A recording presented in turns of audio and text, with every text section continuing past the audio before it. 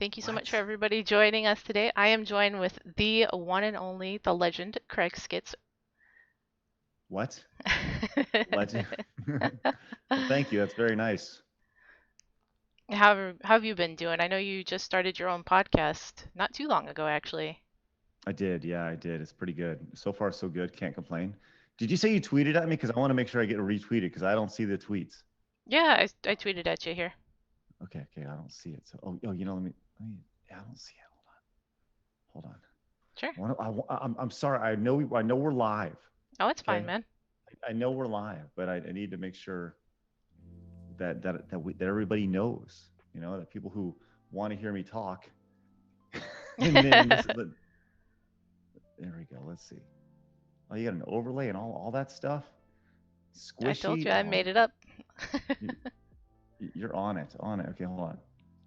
Let's see. I'll just get a quick tweet out here real fast because I do not see it. Sure. Hey, I'm live on Ringtail Ferrets. Is that your Twitter as well? There it Yep, is. that's my Twitter as well. Twitch channel talking about stuff. What are we going to talk about? I've actually got some questions to go over with you, just like an interview style, and we can get to know each other if you'd like. Cool. Sounds good. Let's go. I love it. Love everything about that. Yeah. So my first question is, what inspired you to take the chance to try something new? You used to have a steady job at Coca-Cola as a regional field manager. Right, right, right, right, yeah, right. You mean are we going all the way back to there? Oh yeah. Okay, sure. Yeah. So the regional field manager, that's just a fancy name for a guy who drives around in a van and plays basketball with kids. That's really all that was. Oh, that's all you Um, did. That's it, cool though. it was like when they say a field manager, what they mean is that you're out in the field, right? Yeah, that makes And sense. you go out and you interact with people. And our job was to go around. We drove around to this big van. It was called the Coca-Cola Road Jam. That's what it was That's called. cool. And it had a on the top of it, it had a basketball hoop that would fold over, right? And we could play basketball on it. And there was also like this tire on it that you could throw footballs through, and we'd had hula hoops and music and stuff inside the car, and put these speakers. It was awesome. It was super fun. Like, it was a great, like, during college job. So really, regional field manager is just like it's just a fancy name for, like, I got to play basketball every day. Um, That's still really cool though. it was great. Yeah, it was really fun. It was a great like job, like I said, for like when you're in college. Um, so I went out and did that, and that was just something to do while I was in school, and that like led to that. It's funny because that job led to a lot of other stuff. Yeah, like the It's slam ball and right, yeah, right. Like that's so cool. so the okay, so my first job was my first job was like sacking groceries, right? So I sacked groceries. Well, actually, my first job was working for my parents. My very first job when I was like 11, 12 years old, I was working with my parents. They had a business that was all about like event decorating and stuff. So like they would do like decorate high school proms, and they would make floats for parades and stuff. And being a family business, I would go and I'd be out there like helping them. So I learned like very early on, like watching my parents, and kind of like work ethic and stuff like that. So Oh yeah. That's good uh, though. I mean, we yeah, all yeah, start yeah. somewhere. Right, right. Like, so I was like 10, 11, going out and doing this stuff with my parents. And then like my first quote unquote real job, right, that I actually got paid, was sacking groceries at a Tom Thumb.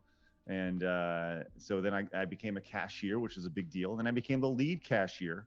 Oh, there And you go. listen, big time. All right. Straight up big time.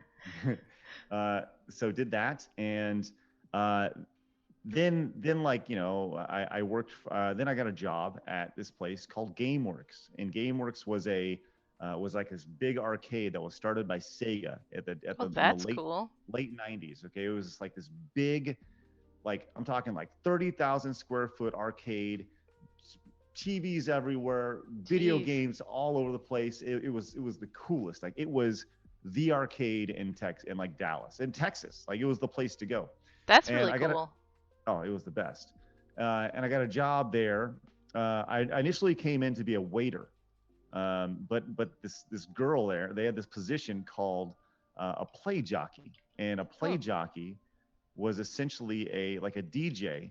But what you did was you went around and you created an energy, like a vibe on the floor. And I was like, I don't know, 18, 19 years old, and I went into this job, and this lady goes, I don't know, I think you'd be better at this, and Yeah, I that could was the see you first. doing that. I could see Well, you doing that.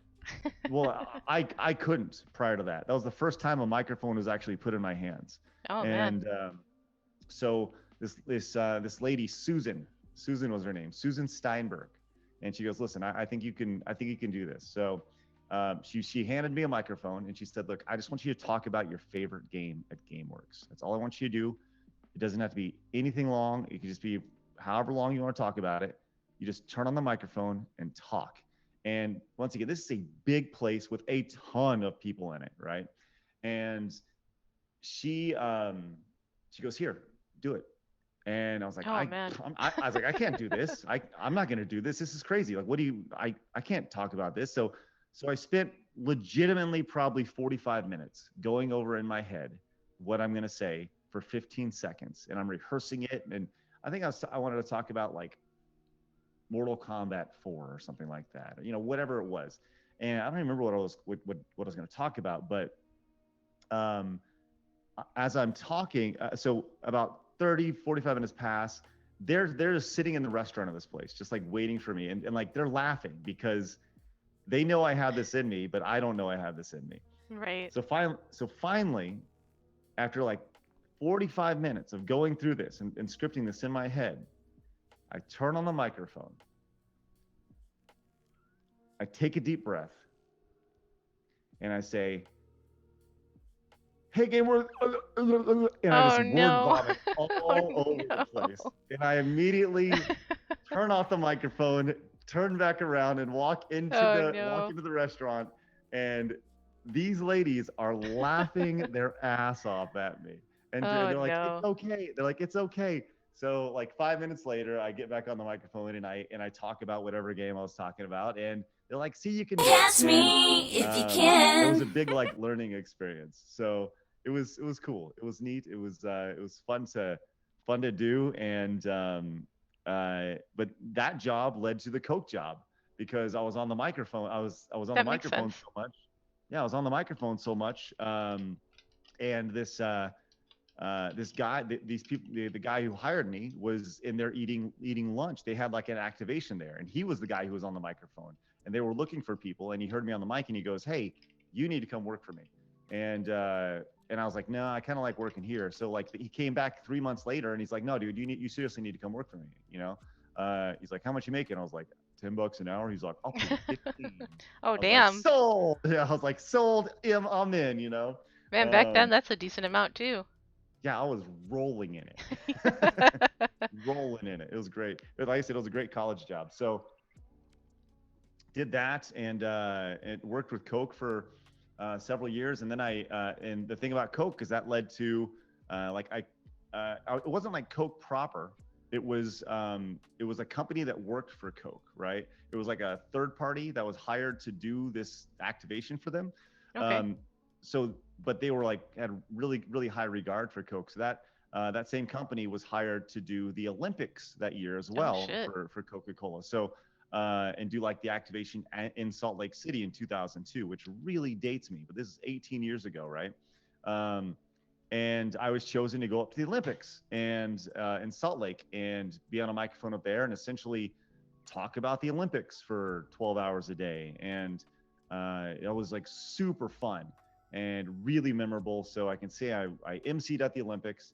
And then immediately after that, that was in February. And then immediately after that, in March, I went down to the southern tip of Texas for spring break to MC down there in front of a stage of like drunk college kids, which like you go from like this thing of the Olympics, which is like the holiest of holy, Yeah. to like the spring break where it's like, yeah, ripping off shirts and drinking all over the place. and Were you at least and more relaxed there? Catch oh yeah, me I'd if you grown up. Yeah, like can. at this point I was like, easy peasy on a microphone. So um yeah, and that was a really great lesson because I remember being on stage and there's like I said 10,000 drunk kids that were on a beach on a giant stage. This is like the place to be down in this area for this week, and I'm down there for a month. So every week a new flock of college kids would come in, right?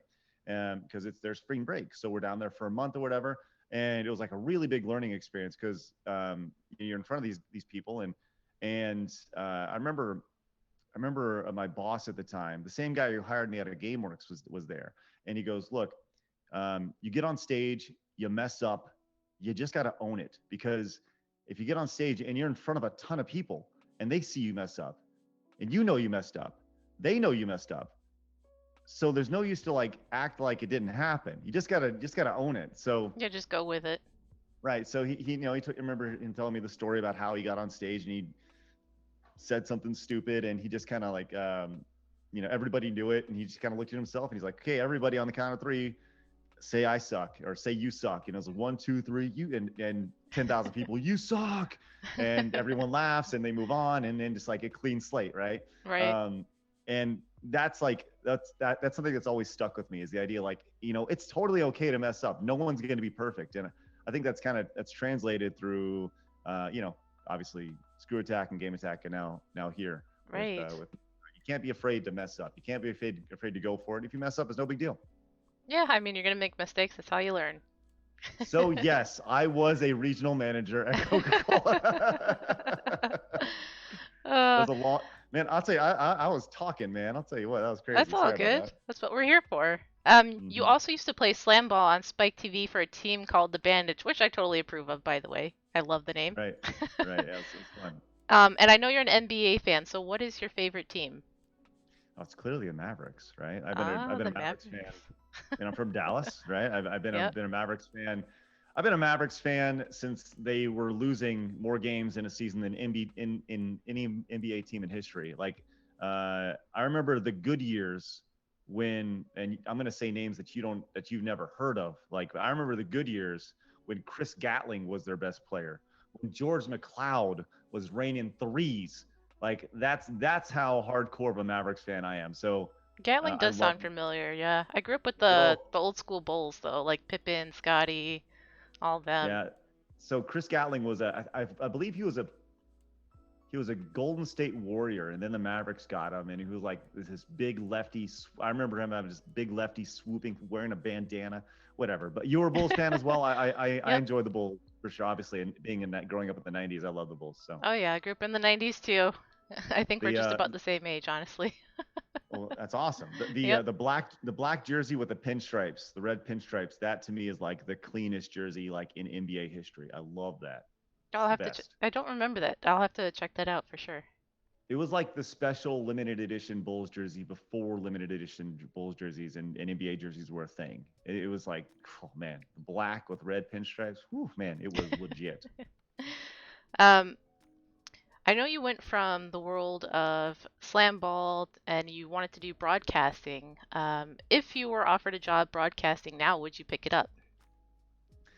Would 100% depend on the situation. I think that, if it's like broadcasting, minor league baseball in, you know, Norfolk, Virginia, probably not. Yeah, I don't want to like relocate my entire family. that makes Uh, sense. but but that's the thing is like nowadays what you're seeing with especially with COVID happening right now is you're just seeing these broadcasts happening and broadcasters broadcasting things at events that they're not even at, which is pretty amazing. They're broadcasting live events as they're happening. You see this with the NBA bubble where the Mavericks announcers are in Dallas and they are at a studio and they're watching a feed of what's happening in Orlando as it's happening. And so they're essentially watching the exact same thing, which as a broadcaster, by the way, is pretty much what you're doing. When you're broadcasting an event, you're not looking at the event that's happening in front of you. You're looking at the event that's happening on the monitor because you want to be able to relay to the audience what they're What they're looking at. seeing at the So same time. That makes sense. exactly. So seeing, if you like watch wrestling, if you ever watch like WWE, Oh yeah, and you look at the announcers, they're not watching what's happening in front of them. They're watching the monitors in in front front of of them. them. Yep. So it's just a little thing that you notice, and from a broadcasting perspective. So, if somebody was to come along and be like, listen, Craig, we really want you to call the Oklahoma City Thunder basketball games, I'd be like, all right, fine, fine. No, but I don't know. I mean, there's so many more people. There's so many people who are way more qualified than me to do any of that stuff, that have been grinding for so long. And You were but doing the broadcast on Game Attack for the previous game, so that was really cool to watch. yeah, that was fun, and I would love to do something like that. It's funny. I'm actually going to be. I mentioned this before we went live, but this week sometime, I haven't locked down a day yet, but I'm going to be. Something I think I want to do on my channel is I just want to call play-by-play of other streamers, Oh, right? that'd be Whether interesting. whether it's them whether they're playing Apex or Fall Guys or doing yoga or reading a book. I just want to call it like it's a sporting event. I think that'd be Oh, that'd be so super much fun, fun. I right? like that Right? I think idea. I might right. steal that. That's so cool. I love that. Well, don't do it before me, because then No, I I can say would. I did it first. Yeah, I wouldn't do it before you. No, but Um, I think I'm going to try that this week sometime. We'll see how it goes. And it yeah, can work at any time too, because you can make the most mundane thing the most exciting thing in the world. So, certainly. That's so cool. I like that yes. idea. So from the world of sports to sports gaming, then to Screw Attack, something completely different. You were an Hmm. inspiration to many to take that leap forward into the unknown for your passion.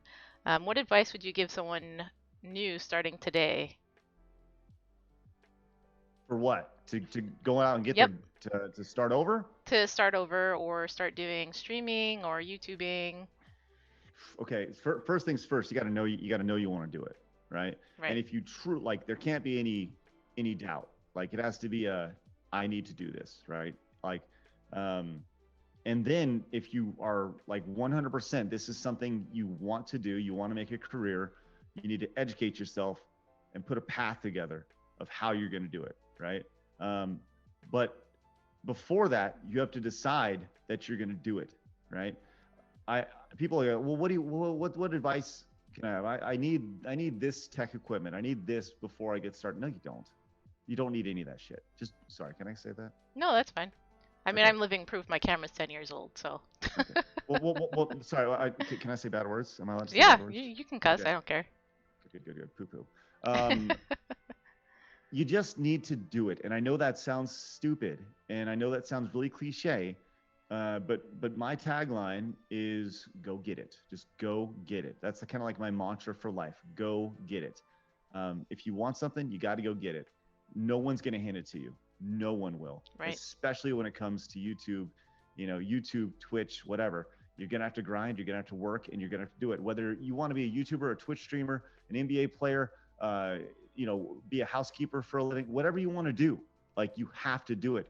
And you can't settle. You can't. Like, you have to find a way. There's always a path. It's funny. I was looking at this stuff today. My brother plays music for a living, and he has for the past 15 years, right? He was a musician on, like, during the MySpace days, right? He was the #1 independent artist on MySpace, and he had some success. He had some, like, placement on TV shows and stuff like that. And he's had a really quiet, like, last 8 years. He's like stepped back to be with his kids and stuff, and now he writes, like, children's music and stuff. Oh, that's neat. Um, it's pretty awesome, right? But he's had a hard time, like, trying to figure out how to make a living doing it, and how to turn it into, like, a career, right? Because you can write these things and you can have all the talent in the world, but you got to figure out a way to make it to where you can, support yourself, your friends, your family, however, whatever you want to support, right? Right. So, um, you know, that's where it's like, you can have the talent, but you got to figure out a way to make it a reality. And I think for me, that's kind of where I've been able to figure things out and be a little more creative, right? With the tools that are made available, because Right. specifically with Twitter, or with Twitch, with YouTube, with Facebook, whatever, everything that you need is available for you. And chances are you have it in your hand right now, Yep. and you have it in front of you. If you're watching this, you have a computer, you have internet, you have everything you need. There are free programs that allow you to do everything. Most of the games you have for free. And at the end of the day, if you really want to play games, you play them because you want to. But the reality of it is, unless you're Shroud, unless you're Ninja, people don't care about the games you play. They don't care about that because they Right. don't care about how good you are, because there are a million people who are better than you at it, unless you're playing me in Fall Guys, which I am vastly superior than. With that, I'll have with to that take you said, up on that at some point. oh, Ringtail, you don't want any of this. You don't want any of this. Um, but you just got to go get it. And I know that's like oversimplifying it, but at the end of the day, when someone says like, you know, Craig, you left Screw Attack to start Game Attack. You left Game Attack to start over. Why? Well, I with Game Attack it was different. I just kind of felt like I needed to go, right? But more than anything, I had an urge to kind of start over and do my own thing. And like I tell people all the time, I said, if you want something, you got to go get it, right? What kind of an example would I be if I didn't live by that? Exactly, yeah. I mean, you I'm not gotta, going to be I won't be a hypocrite. it's So a chance you gotta take if you really love it. got to go for it. I see the chat there. Dep Chef talking about Mario strats. Yep. Come on, Dep. Listen, I you know want you some like Mario strats? I'll build it. I know you like old school games. What is your favorite old school game that you've ever played, and what is your favorite one that you repeatedly play? Okay. I think probably my all-time favorite, my most influential game is Street Fighter 2, for sure. Um, the game I can go back and play all the time, no matter what, is probably Mario World. Um, but Super Street Fighter 2 Turbo is probably the game I'm best at. Like at every game in the world, I'm probably best at that. Right. Um, but I think Mario World is probably like the game I can just turn on at any time and play through it and just have fun, which is really nice. So yeah, I'd say pretty much that entire led by those, but that entire 16-bit era for me is that's the golden age for me. Oh yeah, I love the old NES and the Super Nintendo. Those were the days. Hmm. For sure, those were the days. They were the best. Oh man. Hero Ferret wants to know how you dealt with growth and stuff in the digital scene in the recent years. As far well, I'll say it's a lot harder to grow now, for Oh sure. yeah. It's a lot harder to grow. I would say the only consistent, like, so I've been doing this for 15 years, and the only consistent thing that has stayed the same the entire time has been the only way to grow is through collaboration. That's the only way. Oh yeah. That's the only consistent thing, because technology will always change. Uh, you know, Resources, tools, outlets, they'll all change. Twitch was not a thing 10 years ago, right? And if it was, Right. it may have been just barely a thing 10 years ago, right? Before that, it was Justin TV, right? YouTube 10 years ago was beginning to become a major platform, right? It was Right. they were just developing out the partner program, and you think about these things, right? And 10 years prior to that, you know, like YouTube wasn't even a glimmer in somebody's eye, right? The Yeah, it idea was of watching, all the right, Sega Channel and all that. Do you remember right, that? right. I mean, I never witnessed the Sega Channel in person, but I'm Oh definitely man, aware of it. Yeah. that They was did a some things trip. that were pretty amazing for their time. It was pretty cool, pretty Yeah, you could cool. play the games off the Channel 3, I think it was, if you subscribed to it. It was really cool. Yeah, like and Nintendo had their like Nintendo satellite thing, which you could download games. Which now like you could find the Zelda remake that was on the Nintendo satellite, like on you can download the ROMs of that. It's pretty neat, pretty cool Oh, that I stuff never knew exists. about the Nintendo satellite. See, I never knew about that. Oh That's yeah, yeah, cool. that's pretty cool. It was obviously very niche. Like not many people had the idea of downloading something in like 1996 Oh was yeah. so foreign. Unless you're trying to like I remember trying to look at a picture online, and you sit there and just like it's like slowly loading as it Slowly loading, comes. yep. And then the Yeah, dial tone. right, right, I right, remember right. that. Oh man. So are there any movies that inspire your choice in video games at all? I mean, In there's video the games, Avengers now. in video games. Yep. Not really. Movies, I mean, like the only movie that really is, there's two main movies that have inspired me directly during my career, right? One is UHF with Weird Al from 1987 or 8, Oh right? yeah, that's a Which, good movie. which I did this video about it with James Rolfe on the Cinemassacre channel, and um, I could talk about that movie for way longer than its runtime, right? Like it's awesome. And the other one is The Wizard, which was starring Fred Savage, Christian Bale, and some other kid I don't remember. But the premise of The Wizard was simply it's this kid. He's going to go. He's kind of awkward. He has gone through some dramatic stuff that you don't really know about till later on in the movie, but he wants to get to California to play in the video game Armageddon tournament, which is like the best where the best gamers are, and win $50,000, right?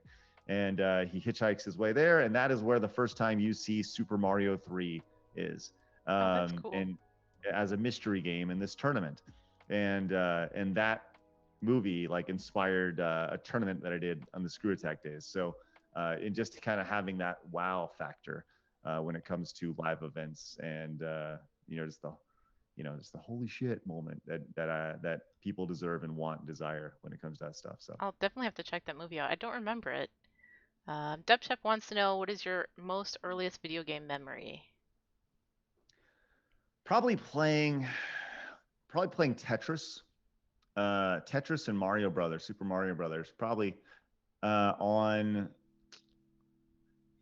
like on a big on a obviously as a CRT TV on like channel 3 or 4, right? You had to flip back and forth, and probably playing Tetris. Probably Mario Brothers because Tetris came a little bit later, I believe. Remember that? We also had like the Intellivision. I don't remember which Intellivision it was, but it was an Intellivision, the one that had like a circular disc on it and a number pad below it. And I remember playing like the tank game in that. So my video game memories really started in this you know post post video game crash, right? It's probably in like 1986, 87 is when I like really got into games. So it's probably 5, 6, 7 years old. Um, and then like when I guess that's when I played video games. Uh, but I think I really got into video games like in late middle school, or I'm sorry, late high school. Sorry, late elementary school when the Super Nintendo came out. Because video games for me have always been a social thing. Like I would go over to my buddy's house, like growing up. I can see that, yeah. Yeah, video games have always been a social thing for me. When I'd grow up and like I'd go over to my friend's house and you'd share your games, right? Like Oh yeah. um, I Because had that was Metroid. Yeah, it, my buddy had Russian Attack, so we'd go over and play Russian Attack together. Catch me if you can. yeah, I remember always going over to a friend's house to play it because they had the Sega, we'd have the Super Nintendo, and you just Right. switch off with each other. Yeah, it was definitely a social thing back then for sure. For sure. And I think that's one of the things. I had this interview with Tommy Tallarico, who's rebooting the Intellivision with this console called the Amico, and uh, Tommy's mission is pretty admirable, and it's kind of to bring back that couch co-op, spend time with your friends and family feel, Oh, that's right? cool. And I think that is really cool. It's something that's like needed. I'm pretty excited to kind of see what happens from it. I mean, my gut says he's going to have a hard go of it, but my heart hopes that it's successful because I think that that's needed. The idea of getting together with your friends and family, and you think about like when the Wii came out, around Christmas time, and I remember playing Wii bowling with my dad, who's you know prior to that hadn't played a video game in 20 years, Yeah. and like that's where you make memories is those couch experiences. Oh So yeah. That's why I like for me, Mario Party and Mario Kart and things like that. Those are usually you right, spend time right, around the couch with friends. right, exactly. All right. What But yeah, is I would say Tetris and Mario Brothers for sure. so what is your favorite movie besides those two? Favorite movie? Mhm. I love movies with that like are straight popcorn flicks. The movies with big explosions. I love. Probably my favorite movie all time is probably Casino Royale, the Daniel Craig reboot of James Bond from like the mid 2000s. I think that movie is so fun. It's long, but man, does it take you on a wild ride. I was never a Bond fan prior to that movie, but I really enjoy. I mean, for some reason, that movie just sticks out. I also love really anything the South Park guys do. I loved basketball, love basketball, love Orgasmo. anything those Team guys America, touch. yeah. Right, exactly. Just vomiting puppets. Like, how can you go wrong with that? It's so good. Uh, So, yeah, I love stupid humor. Movies like Half Baked. Like, oh I don't yeah. smoke pot, I never have, but like I love pot humor. Right, I think it's really really funny. I love dick jokes, fart jokes, and things like that. And just I'm a very simple guy when it breaks down to that. Right. Oh, but obviously I love like I'm really into like crime movies as well. I love like Shawshank, and Shawshank's like the best. Um, Shawshank's good. so good, so good. But um, yeah, like I don't know. I'm pretty diverse. What I don't like is I'm not a huge fan of like the thriller or any sort of horror films. I don't really like those. So Yeah, I can see that. Like the gory horror films aren't my thing either. yeah, I don't like to feel tense. Like I don't like to feel tense when watching a movie. Do you You like know, playing video games that are like that? I like tense moments. I like the difference is like movies I can't control it, Right. In a right? video In game, you game, can. Yeah. exactly. You can play the movie, but then again, I don't really like single player. Like I like competitive games, right? I like your Right. Apex, your Fall Guys, things like that. Games that there's a winner and a loser from. I've never been a story-driven guy. Even when I played games, your single player, Mario Worlds and Donkey Kongs, Right. I always made competitive aspects out of it. For me, that's always been super fun. Dorkchop was wondering, who do you main on the NBA Jam cabinet behind you? It's a good question. I'm glad you asked that. Thank you so much, George Hop.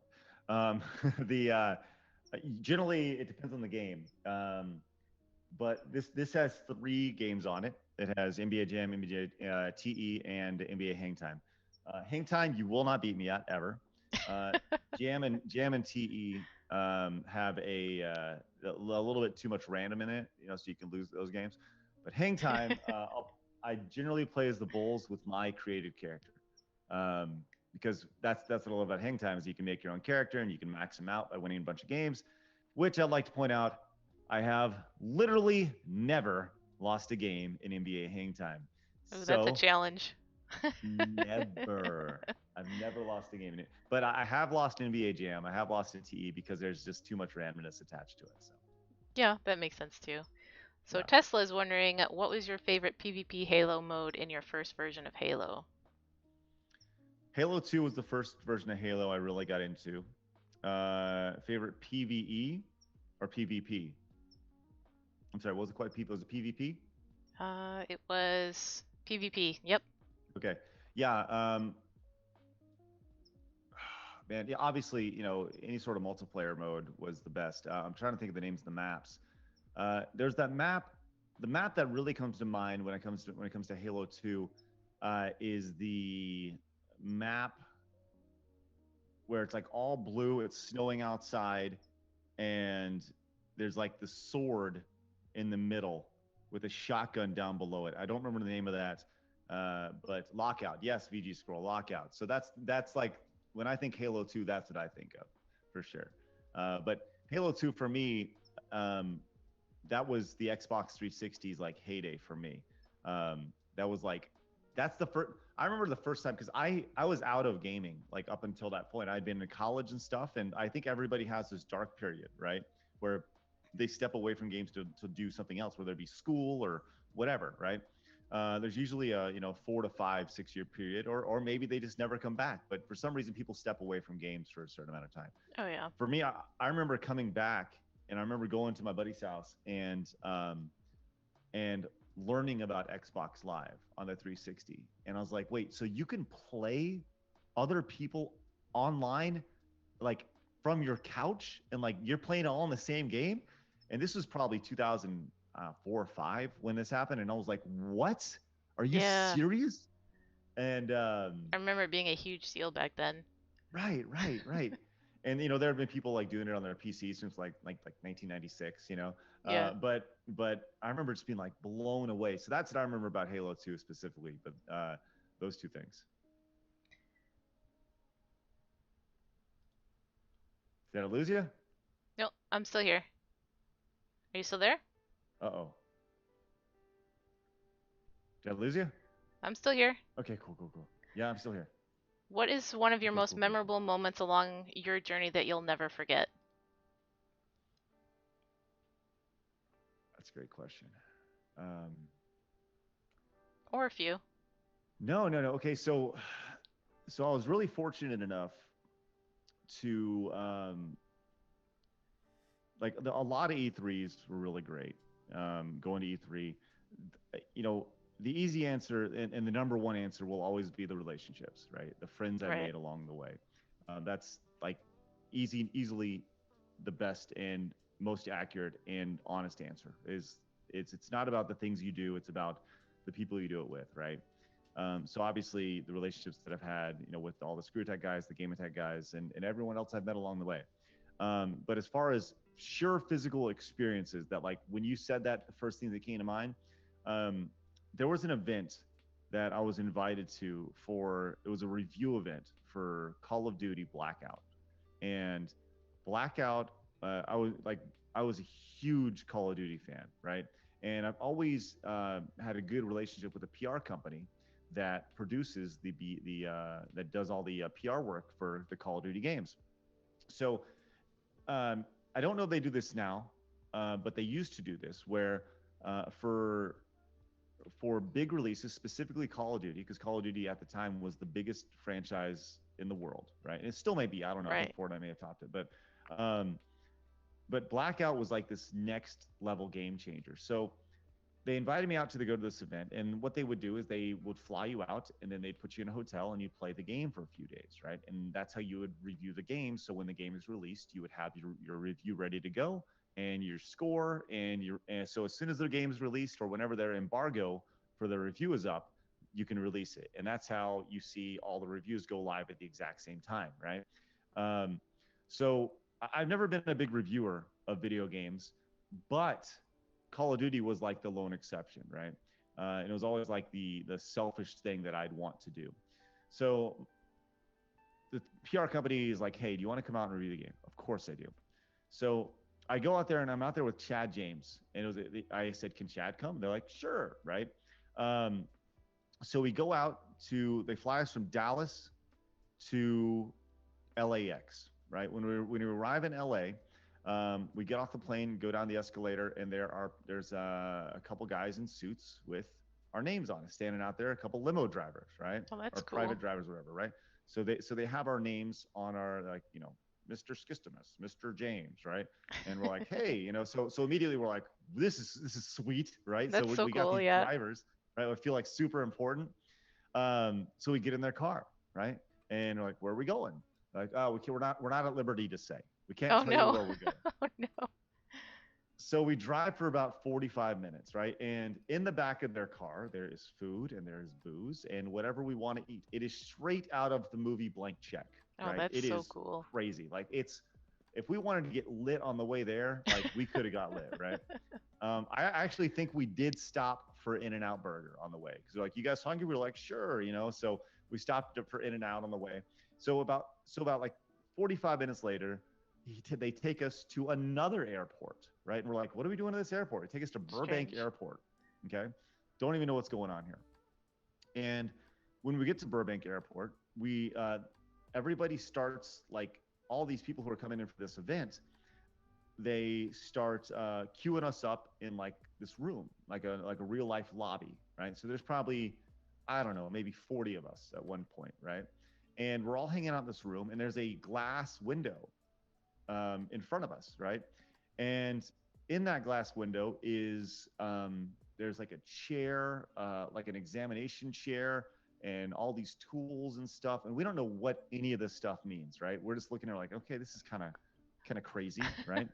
Um, and there's still food there, and we're talking, and like I said, we don't know what any of this stuff means. So after about another hour or so of just kind of hanging out, they start calling us out to one by one, to outside, right? And they have the security guy. Like, everybody has their own security, right? And Oh, that's neat. they're like actors, right? They're like actors. Oh, that makes sense Um, then. acting as security. They're all in their black suits and their sunglasses and stuff. So they walk us out, and we go to this other room, and they say, well, hey, what's your call sign? And we're like, what are you talking about? They're like, what's your gamer tag? And oh, mine was screw attack space com at the time. They go, okay, here. So they go in the back, pull back out, and they gave me a helicopter helmet, or it was a Oh, motorcycle helmet with my gamer tag. I think I have it around here that's somewhere. so cool. I do. So I'm like, wow. I'm looking for it. Let's see. I don't have it here. Oh, I think it's in my closet. But we're like, okay, they're like, put it on. So we put it on, and they go outside. And as we go outside, they take us. They go, get in that helicopter. What? so there's these helicopters lined up with the blackout logo on the side of Oh, it. And jeez. Chad and I are looking at each other. We're like, oh Oh, man, man. what's happening? And That's so this cool. is next level, crazy. So we get in this helicopter, right? And after everybody loads in, once again, we all have our custom Helmet. helicopter helmets Yeah. on with our gamer tags on them, and these helicopters take off and they start flying. We don't know. Once again, we don't know where we're Oh, going. man. That's Like a trip. it's crazy. Like we just know we're there with a bunch of video game journalists, like Oh, man. going like flying on a helicopter, and they take off and we fly up the coast north from Burbank Airport. They fly to the coast and they fly up the coastline to I think it was Van Nuys, California. Or no, Oh, I don't jeez. know. That may not be right, but so we land, and as we're landing, there's these three black helicopters, right, coming down from the sky to these helipads that are on the coastline. Okay, as we're approaching the ground, cars are stopping, right? We come to find out later that these cars are stopping. People are getting out because they think the president Oh, is no. arriving, right? They thought the president Oh, was man. landing in their little town. So we land, and then we all get in these more private vehicles, and they drive us off to this resort Man, they gave where you for the some next special treatment. right Jeez. for the next 3 days we eat whatever we want, we drink whatever we want, and we play as much Black Ops as we possibly could desire, right? Wow. And the thing about it is the game Blackout was the best, right? At the It was time, the yeah, for best. sure. It was so good. Like I I had so much fun at that event, and like it was the best. But like in the game, so I gave the game like I think I gave the game like a 10, right? Because the game is like it's spectacular. The game was spectacular. Like the first time you saw zombies, first time there was like hidden secrets in the game. It was insane. Like, and I'm not even going into like the details when we were there, um, but oh, and remember that room I was telling you about, like with the examination room and stuff, Yeah, right? yeah. It turns out that was a set that if when you turn on blackout, that's like what you see. Oh, They that's cool. recreated it like in person, and we didn't realize, we didn't put that together until like Oh, later on. shit. But it was legit, like the craziest thing ever. So anyways, word gets out about that event, and this is just rumors, this is what I've been told, right? But that event led directly to the idea of when you post a video, you have to let people know that you have been paid or something happened, like you had travel provided, like it's kind of been sponsored, right? Yeah, You yeah. need to like I from what I understand, that event led to all of this because to like the standards that we have today, which look, we could have reviewed that.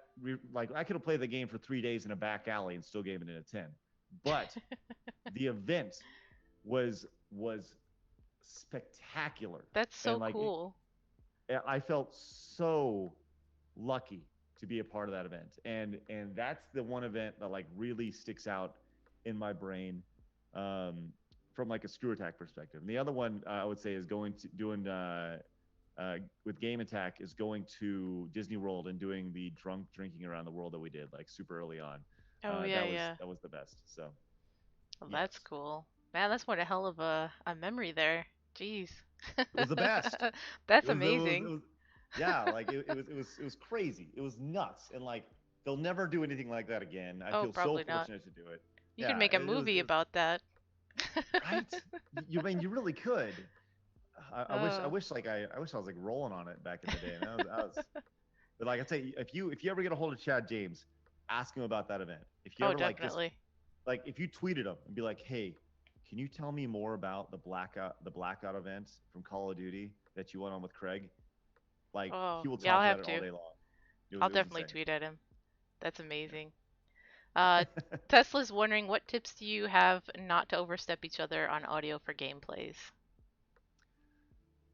Are you recording remotely? I would imagine. And I would say the best advice I could probably give you is to record everybody on individual tracks, um, so that when you record, and you can do that in OBS. There's ways to do that. I imagine if you're capturing with OBS or however you're capturing audio, there are ways to record everybody's input through separate signals. So if somebody's talking and you're putting together something edited, you can go in and you can remove somebody if they overstep or if you overstep them or whatever, maybe just to kind of clean it up a little bit. There are absolutely ways, pretty much in every way you can capture audio, there are ways to capture multiple sources and multiple tracks.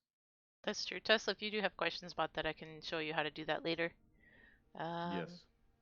Hero Ferret also wanted to know, in the context of something getting bigger than you ever imagined for Screw Attack Game Attack, what kind of struggles did you have and what was one of the biggest ones? I would say the biggest struggle with anything that you make, um, I'll say this: with Screw Attack, we didn't understand our size. We didn't understand the influencer size that we had, at all. Like we did that really didn't really happen. We didn't really understand that until we were kind of done. At least till I was done. I didn't understand the reach that Screw Attack had. But I would say the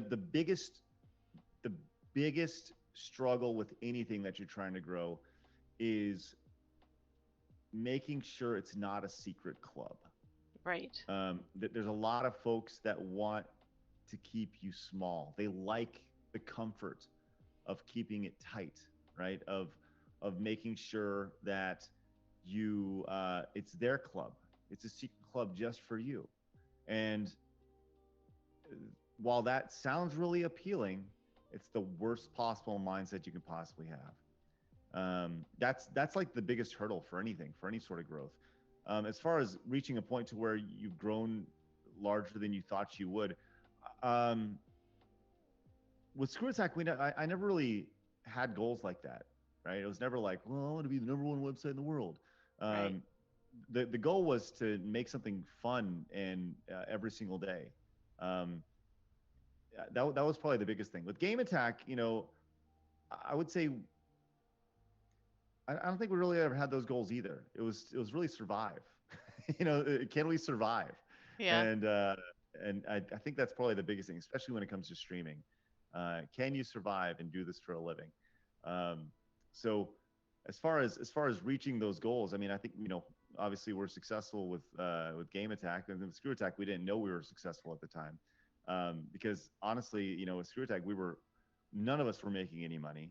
I said this the other day. I spent legitimately the first. Let's see, Screw Attack started in 2006. I spent probably till 2013, maybe 2014, made $35,000 a year, for the first like 7 or 8 years of Screw Attack, and then we got acquired, right? Yeah. So like nobody made money at Screw Attack. Like nobody did. It was the reason why we had so many people working there is because we were all young, stupid, and didn't need insurance. So Uh, it was truly a product. I don't think something like Screw Attack could survive currently in the world, not without yeah, true. something like Patreon, Yeah. where it certainly couldn't survive off ad revenue. So I know I recently ran into Game Attack due to Bruce, and that's how I found you and all the other guys. And you guys inspire me because you guys always have so much fun together. yeah, for sure, for sure. It's funny. I'm actually going to be. I just got a text from Sean tonight, for the first time since leaving. I'm going to be playing with the boys on Tuesday Oh, for nice. Apex Season 6. So I'll be doing that on Tuesday. So that should be fun. But yeah, I think that's kind of the key. And first off, you're a goose. The gooses are the best. The gooses are so great, and I love the gooses. And I hope to get to know more gooses, because Bruce is such a nice guy, and he deserves such a great community, and he has a great community. Very, very extremely giving. Oh yeah. community. Um, Good, and I'm really happy for Bruce and his success. The gooses are pretty great. Pretty good, The yeah, G pretty ones are good. amazing too. Every time I go in there, they're saying hello, Hmm. giving love. Oh yeah, yeah, for sure. Now the legends, though, I'll tell you what, my legendary, my we that's what I'm calling my community, the legends. Ooh, I So like it. so maybe we could have some legendary gooses and maybe some legendary G1s, G1s, yeah, and I like it. so I like it. it works in so many ways, so much crossover potential. Oh yeah, and that's pretty much what this all is all about. You've got to do crossover networking all the time. That's right. Like I said, the only consistent throughout the last 15 years has been cross collaboration. Yep. So. Mhm. Let's see. White Rabbit Object. Do you have any trouble explaining to family what you do for a living? I did for a long time, especially when before YouTube was really a thing. The term YouTuber now has become a part of vernacular. It's just a thing. Oh, he's a YouTuber. Yeah. Explaining what a Twitch streamer is a lot harder now because that hasn't crossed over. Like they may have heard of Ninja, right? But they haven't heard of Doctor Disrespect. They haven't heard of Shroud, right? They've Right. heard of the guy who's been on Jay Leno or whatever, Jimmy Fallon or whatever, but they haven't heard of everybody else. Right. And they still think Ninja's a YouTuber. Oh yeah. So explaining what I do, especially when we started, was extremely hard. Oh, you make internet videos, okay, Yeah. um, so but really, I would say after, I don't know, maybe 2012, 2013. um, it became a lot easier once YouTube became more prominent and they started using YouTube, so Yeah. Yeah. saying like, well, we make all in the video. You do, and then they go, well, how do you make a living? And you have to explain the whole process and stuff. Exactly. Yeah. So Sometimes it's a yeah, pain. hey, I'll take it. I'll take it. Yeah. What kind of strategies have you employed for maintaining a work-family balance when you're an entrepreneur working from home? This is from CDI Arcade. Yeah, CDI. Thanks, buddy. I'll say this. That's one of the biggest reasons why I chose to step away from GA, right? And to Game Attack's credit, like Sean, Wes, Grayson, they provided me with a ton of opportunity to spend time with my family and kids. With that said, I kind of wanted like a fresh reboot of like my entire schedule, and that was a really important thing for me with me stepping away. Um, I wanted like the biggest driving factor behind stepping away was I wanted to be able to take my kids to school in the morning when we go back to school and physically, and I want to be able to pick them up, and Yeah. that's the biggest things. Um, Providing a work-life balance has not always been easy. Not Oh especially yeah. especially now. Especially Especially right now, now. like Yeah. like you wake up and you're at work. There's no, prior to the pandemic, it was you get up, you take a shower, you're ready to go, you get your clothes on, you Yep. kind of mentally prepare. Now it's like, oh, okay, here we go. And especially when you literally work out of the house. So Yeah. for me, I think the biggest thing is just sometimes shutting the door and not going in there. I'm taking notes on my phone like all day. I'll think of something. Oh shoot, send myself an email or whatever it may be, and that's fine as long as it doesn't take away from what's happening in front of me. And I go out of my way to try to put things in my schedule that make it so where I can't work, right? Yeah. Like I coach my kids' soccer teams, right? Things like that, things that force me to commit to other things that are not work, and that's like really important to me. Making sure that I do have time to spend with them, and especially like my kids are young, like you don't get this chance again. Yeah. You don't You're get to only do in it this life twice. once, so Yep. so I would like to think I've been able to, since my kids have been born, I think my work-life balance has improved dramatically. Um, and but it hasn't always been easy on my wife, for sure. Like full credit to her, because they're like, think about with GA, like so we would, there was a point where I was streaming 3 times a day, right? So you wake up in Right. the morning, right? And you stream until, let's just say till 1, right? 1:30, right? Depending on your overtime, right? Right? Then you grab some lunch, and then you're back at it at 4, right? And you stream for 2 hours, Right. and then you get done, and you have dinner with your family. And then your kids go to bed at 7, right? And the process takes about an hour to get them down, right? So they're actually down and in bed around 8. And then by the time you're actually out of the room, it's 8:10. So then I have 20 minutes to spend with my wife, right? Oh, Before, yeah. so you know what I mean? Like, Yeah. so for me, right, like this is like a total, like I don't anticipate streaming in the evening really ever, right? Right. Again, for me, that's not something that's important. And something like I need to, I value the time with my wife and my family too much. Yep. And that to me is the most paramount thing, Yeah, is you've family time. gotta. So, That's how people lose relationships is, overworking too much, and mhm. it's just how it goes. You've got to take that time for the people you care about. Right, exactly. And then, and that's just it. Like, so you go in and you stream at 9 o'clock, and then you're done at 11, maybe 11:30, maybe midnight. And guess what? Your wife's asleep by the time you walk in. So on any given day, you have 20 minutes Yeah. with your wife, like you don't even have a full TV show to Yep. watch together. You can't even Yeah. watch full episodes. So, Oh man. um, yeah, so, it was a long grind there for a long time. And I really enjoyed my time with, like I said, to their credit, they did their best to allow me the opportunity to not do that. Right. Right. There were plenty of times where I didn't have to do that, but that's the big driving force now, is making sure I have a much better work-life balance. Well, that's good. Yeah. Yeah, I at my other job I work like 10 to 12 hours, sometimes a little bit more than that depending on how rough the day is. And it can be Right. rough, man. When you get home, all I want to do is just eat and then go to bed. Eat and lay down. Yeah, for sure. For sure. VG Squirrel has a question. I've noticed online that self-promotion gets shut down pretty quickly on websites like Reddit and many gaming forums. What's your general rule of thumb when dealing with self-promotion? If you're not talking about yourself, no one's going to talk about yourself. But you do have to respect people's rules, right?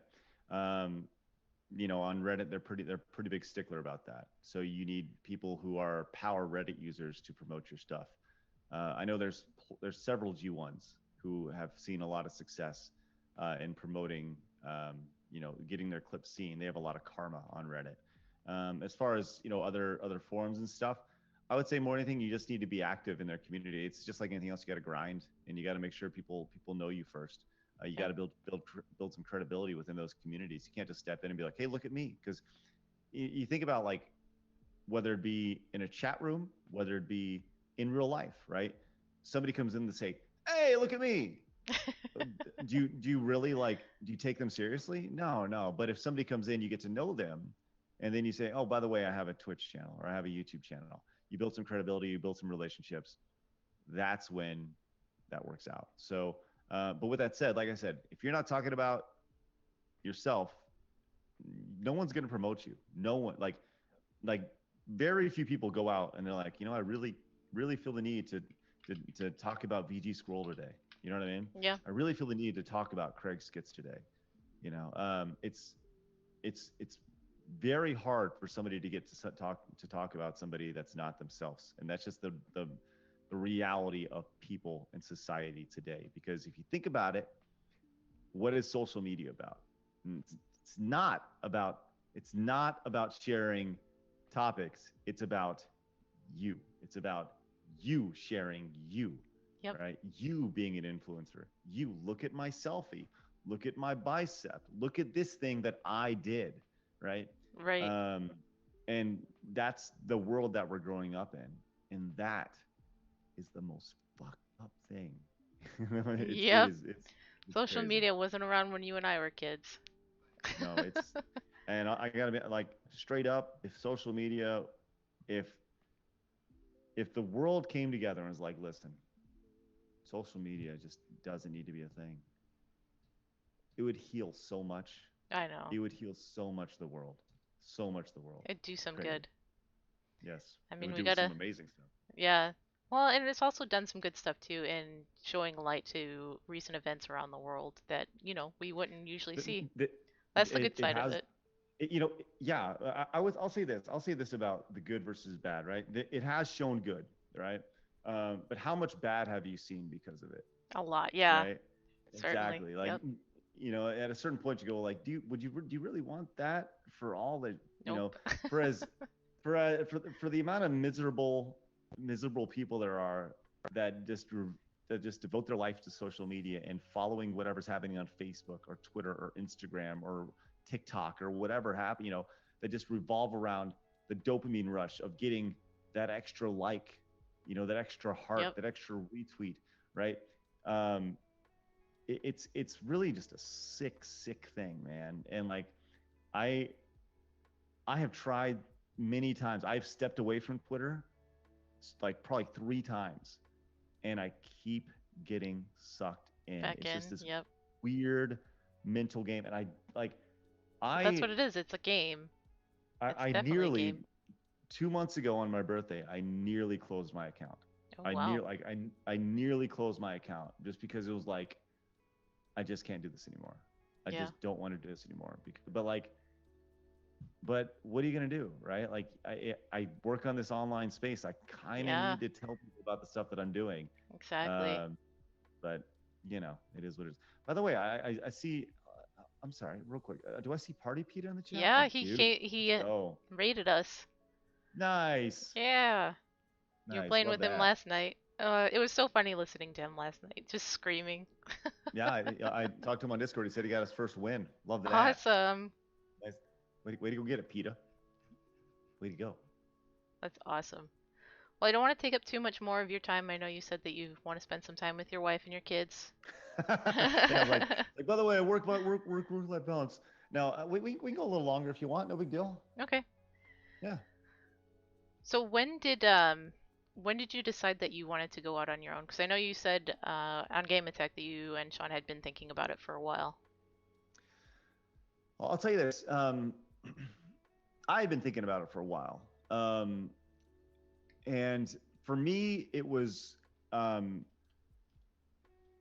I've said this before, but it wasn't anything in particular about it. It was just something that I think when Game Attack started, I mentally gave myself 2 years, right?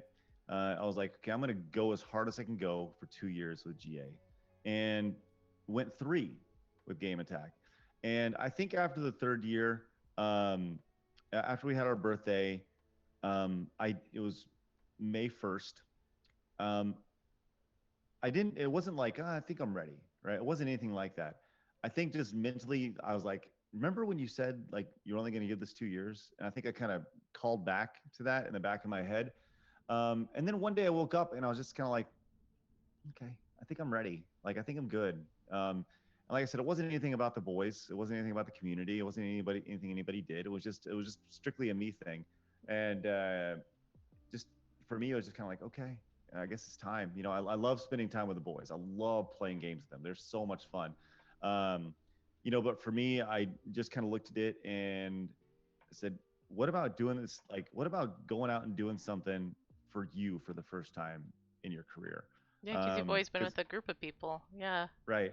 Everything I've always started with other people, and this is the first time that I've really it's been Craig and everybody else. And honestly, I'm kind of struggling with that. Well, not like super struggling, but it's been harder to be self-reliant. When you have a business partner or you have people around you, you can share tasks, share the workload, and you can't do that when you're by yourself, Yep, right? you I mean, certainly you know can. that, right? I certainly So do.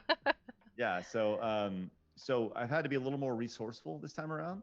But luckily, I have a Rolodex that's 15 years, 15 years big that I can reach out to people, and so that's helped a lot. That's helped a lot Yeah. for sure.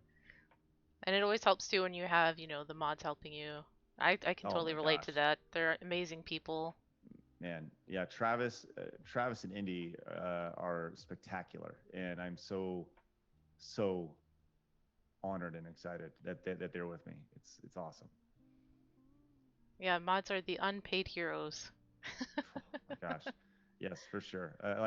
I, that was a big thing with me at GA was I always wanted to make sure that the mods were taken care of in some way, shape, or form, and I will certainly be taking care of my mods, on the Craig Skitz channel for sure. Always have to, yep. Mhm. Musty has a question. What is your favorite animal and what pets do you have, if any? Yeah, I have two pets. I have Bowser and Max, a couple dogs. Bowser is a Welsh Terrier, and it's like kind of like a miniature Airedale. I've had him for Oh 10 yeah, yeah. years. He's a sweet boy, but he's Yeah, starting to get a little cranky at his old age. they do that And sometimes.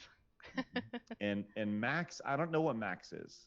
We he's a shelter pup, and when we did the shelter streams with Game Attack, I remember talking with the folks over at the shelter, and we kind of said, hey, we're thinking about another pup, and so we adopted Max, and Max has been with us for it'll be a year in October. So Oh.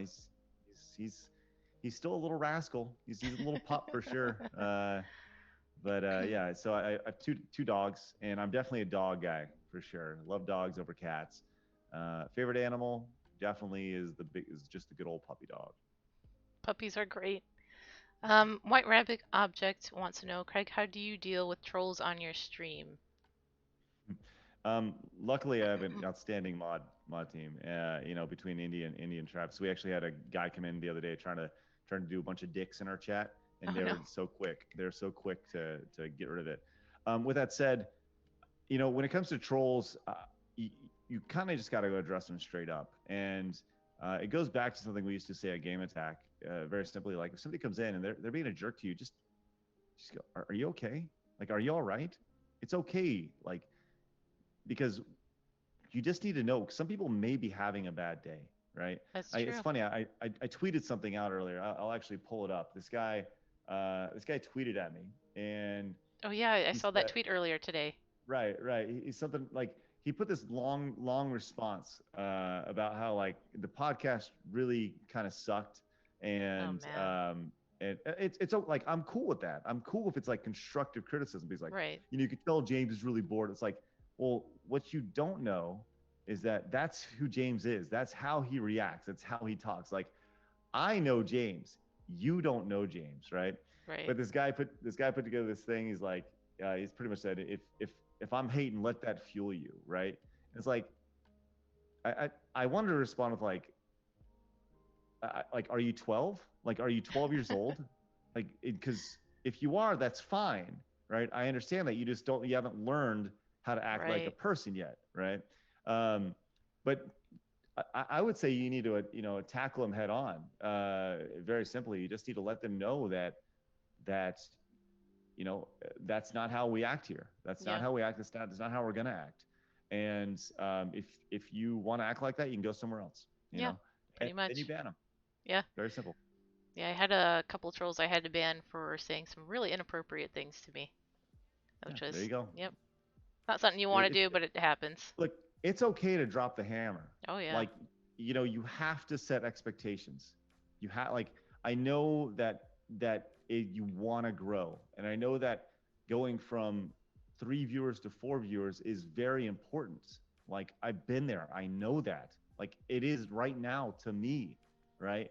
Um, so I understand there's hesitation, but you have to set expectations. It's just like to bring it back to parenting, right? If you don't have Yep. expectations and your kids don't have, if your kids don't know your expectations of them, then they don't know where things lie. You have to set expectations, right? And if people are Exactly. going to come and be jerks, then and you let them run wild, then That's the you are community you're gonna setting the get. bar low. Yep. Exactly. Yeah, and that's not the community you want. Yes. You want to spread love, not hate. Bingo. Let's see, I have a question from Hyper Cipher X. How often have you had days where it's almost time for you to go live, but you are in no mood to broadcast? How do you motivate yourself to do so? Or do you ever tweet out that you are not going to make it that day? No, never. The biggest thing with streaming is consistency. I like, and probably the biggest thing about streaming is that it doesn't matter what game you play. What matters is the people are there to watch you, Yep, they're right? there to see you. So if you're having a bad day and you don't feel like going live, the best thing you can do is go live and explain to your audience how you're feeling. Like that is the best thing you can do. If you're not feeling up to it, the best thing you do is just be like, look, guys, I'm having a bad day. And then you talk about it. Because I promise you, you can get 17 wins on Apex. You won't feel nearly as good as you would just by talking it out. You know, that's how your relationships grow Yeah. with your audience. Like if you're having a bad day, you gotta tell them, you know, and it's more than just you telling them. If they're having a bad day, they have to tell you, and you have to listen to them. Like that's 100% it. Like you have to be consistent, you have to be open, you have to be transparent. Yep. Like CDI Arcade said, positivity and support. Bingo. That's it. Oh, he says, I completely agree. I have yet to cancel a show, but there have been some days where I don't want to hit the button. Not sure. He's watching with the chat. He says, Totally thank you for understand. answering. For sure, for sure, for sure. All right. Anybody else have any questions for Craig? Yeah, fire away. How do you keep a consistent schedule, keep life from interfering? Because keeping a consistent schedule can be very hard at times. That's from Zach Right. the Street Fighter. That's an awesome name. Yeah, Zach. Zach, that's a good question. And I think the biggest thing is you just need to hold yourself to it. You really need to you need to think about when you can actually make this a priority, right? And I know that sounds really simple, and it is. Like you just need to hold yourself to that. So if you say you're going to be live every day at 4 o'clock in the afternoon, you're going to be live every day at 4 o'clock in the afternoon. If you say you're going to be live every night at 1 a.m., you need to be live every night at 1 a.m., right? Yep. If you say you're going to be live every Monday at 3:45 a.m., picking boogers, right? You be live every Monday at 3:45 a.m. picking boogers. Like, and consistency doesn't necessarily mean every single day of the week. Right. Consistency may mean Monday, Wednesday, Friday.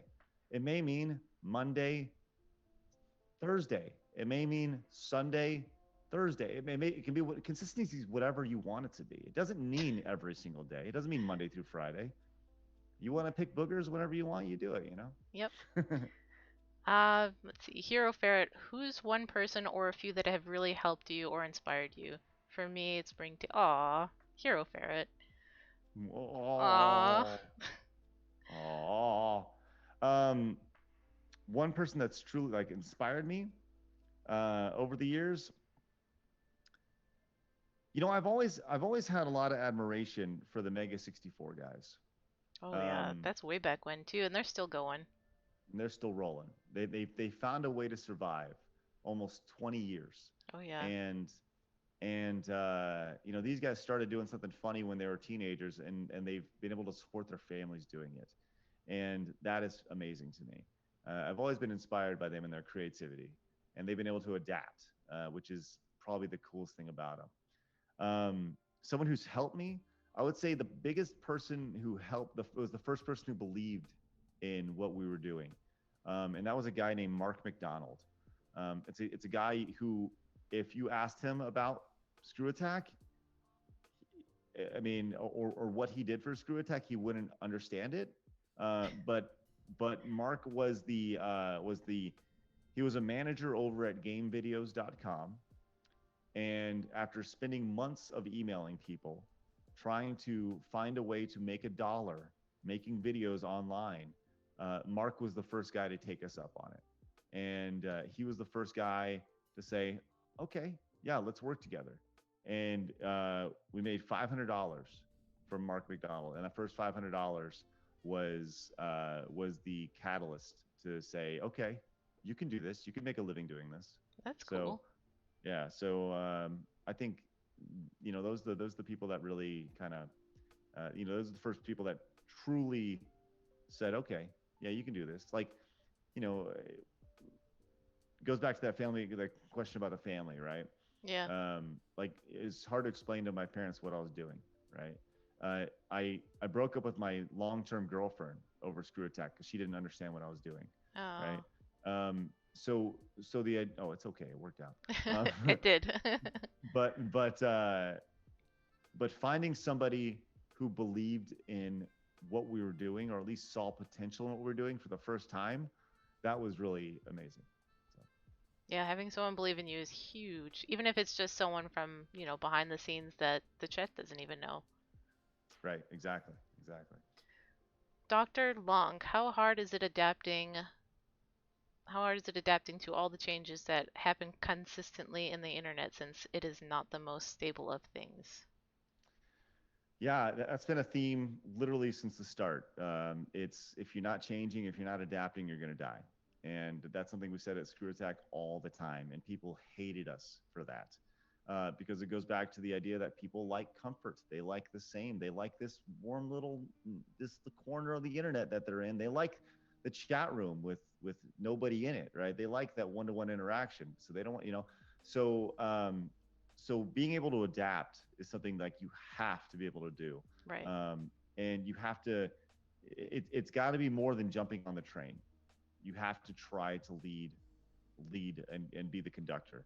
You got to see something earlier, and you got to hop on and hopefully not get left behind. I think YouTube is fascinating, but I think that when we left to start live streaming, I felt like we were on the curve, like ahead of the curve, Yeah. From a live streaming perspective, because a lot of people were live streaming, but since then there's been just a massive. You see the hours streamed, hours watched on Twitch specifically, just skyrocketing right now, and a lot of that has to do with the pandemic. Oh, yeah. But more people want to be streamers than ever before, right? They want to make a career out of this, and less people want to be YouTubers than ever before. They want to live stream. They want to tell their story through games and stuff like that. So, um, you know, what's the next thing? I don't know. I wish I could tell you, but being able to adapt and diversify what you're doing. You can't be on. You can't be just Twitch. You can't be just YouTube. You have to be more than that. Right. Because if you are, you're reliant on that platform. And if you're reliant on that platform, if something changes on the platform, and guess what? Your career changes. You Yep. change. So you got to keep that in mind. Hyper Cipher has another question. What are Craig's views on copywritten music on digital platforms and the silencing of live content? I've seen numerous thoughts on this, so I'd love to hear what you have to say. Yeah. So if you would ask me this 10 years ago, I'd have been like, that's really dumb, right? It's really dumb that they can come in and silence you. But I'll tell you this, everybody who creates music, who creates any sort of art should be compensated for that. I feel like if you are using the Goo Goo Dolls as a soundtrack to your stuff, if you are using any sort of music as a background soundtrack, just like if you were using it in a movie, or just like if you're using it in a TV show, you should be paying licensing for that. Now, licensing for that is ridiculously expensive, and there has to be an easier way to to make it accessible for streamers. Like the way things are set right now with YouTube, to where, and I realize what I'm saying may not be popular because it's not like it. A lot of people are like, well, screw the man, right? You're not screwing the man, you're screwing the people who worked on that, right? Yeah. Now, YouTube's copyright system is a joke right now, right? The idea that if you use 30 seconds of music in it, they get all the ad revenue. That's not right. That's not right at all. That's totally broken, and that needs to be reworked. When it comes to Twitch streaming, like I said, I feel like there should be some sort of way to where there's some sort of licensing there, because I put it this way: if you made that music, right, and it was your career, and they were using it, how would you like it, right? And a lot of people say, well, I'm fine with it. It's just getting it out there. Not necessarily, right? I think it's different when you're playing a game. I don't think you should be like people worked on these things. It's different with games because games are Twitch is it's proven to be an insanely powerful marketing tool for games, right? Right. But if you had a radio station, right, like you are paying the licensing right to play those songs on your radio station. It is a commercial venture, right? Right. And I understand the idea of like the licensing attached to, or the idea of like the exposure of playing a song on a stream and somebody may hear it. Yeah, very few and far between. I get it. All right. It may sell a single or two. But I think in the grand scheme of things, that if you want to make this, if you want to take the next level as a streamer, as a platform, Twitch, as an entertainer, you have to do things the right way, and you have to make sure that the people who provided that content for you are compensated for that. And I know that's not a popular opinion. I know that people, will. It's easier to say. It's way easier to say, well, let's just give it away. Okay. Once again, would you be giving it away if you spent 6 months of your life creating a song and mixing it down and paying all these things? So no, you wouldn't. You'd want to be compensated for it. So Right. just like if someone was to come along and steal your stream or and say it was theirs, Yeah. or steal your YouTube video, Tesla's got a point here. The huge problem is when the musicians don't care, but the record labels do. Well, that's part of the game, man. That's part Yep. of the game. Is when you sign something with a record label that's fronting a ton of money. um that's the reality of the situation. That's part of the game. If someone self-publishes their music and they have no problem with it, cool. But when you get in bed with a larger outlet, right? Put it in games perspective. Once again, that's like saying, well, the developer of Fortnite or the developer of Call of Duty doesn't care, right? That you Right. play. Well, Activision's the one paying that developer to make it. It's like, you know, it's like the guy who makes the guns in Call of Duty, Warzone, right? Well, he says the game should be free, you know, but Activision doesn't feel that way. Activision has shareholders. They have to make a Yeah. profit. They have to, so, That makes um, sense. you know what I mean? I think one of the things they should do is like make a Spotify or something like that that you can pay for and use on stream, and then they'll pay like a Yeah, portion. I mean, I use Spotify and it'd be awesome if I'd be willing to pay a little bit more just to use it on stream if they did that. yeah, for sure. Like a streamer, area that just use licensed music. Yeah, for sure. Yeah. I bet I would say I would, if we don't see something like that in the next 6 months to year, I would be shocked. Yeah, I'd be shocked too. Maybe I should come up with that. I bet. Listen, I guarantee that it's already a product that is in development for sure.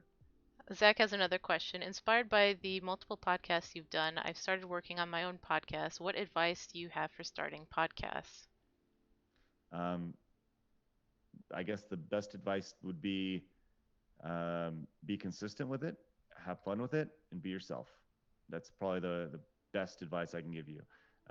Don't try to play any funny characters. It's just you, and be yourself, and try to make it insightful to the audience. I think that's the biggest thing. And make sure that podcast is about something that you're passionate about more than anything else. Don't just do it because you want to make a podcast. Do it about a topic that you care about.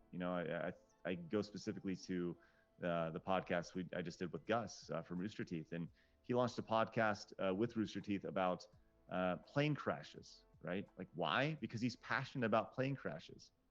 Okay, That's so strange, but awesome. yeah, it's cool. Right? Exactly. And his passion about plane crashes has made other people passionate about plane crashes and the stories behind them. So that's pretty fascinating to me. What other passions or hobbies do you have besides the gaming industry? Um, I would say, obviously sports. I love sports. I've always loved sports. I love playing sports. I love being active as much as I can. And my biggest passion is my family. But as far as hobbies go, just sports in general. I love watching sports. I like my favorite times of the year are sports. I love Disney. I love going to Disney. I love watching Disney live streams. I've said this before. I'll say it again. I would love, like, when this is going to be so over by the time my kids get out of school, but when I'm an empty nester and my kids are gone, right? I would love just to live stream from Disney all day long. That's all I would do, is just go every day. Mondays are Magic Kingdom, Tuesdays are Epcot, Wednesdays are Hollywood, and just go down the line, and it's just Disney with Craig every day. you know, That'd and be I would cool. just go to. It'd be so fun. It'd be so fun. So. Tesla has a question. Mhm. Let's see. I don't think anyone has asked this. Since many EU, excuse me, since many EULAs don't explicitly permit commercial gameplay streams, what legal protection are you concerned about? Let's see. Well, I need to figure out what the UALA is. Hold on.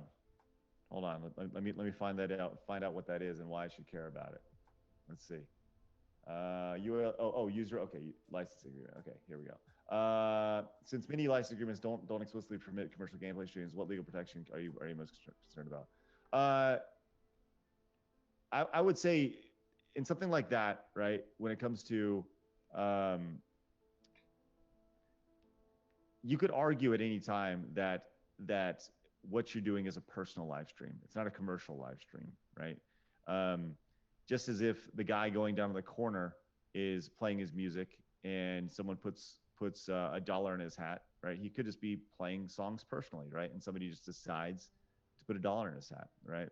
Um, I think that's the biggest thing. And the other thing is that if anybody was to attack, like at this point, the standard has been set, right?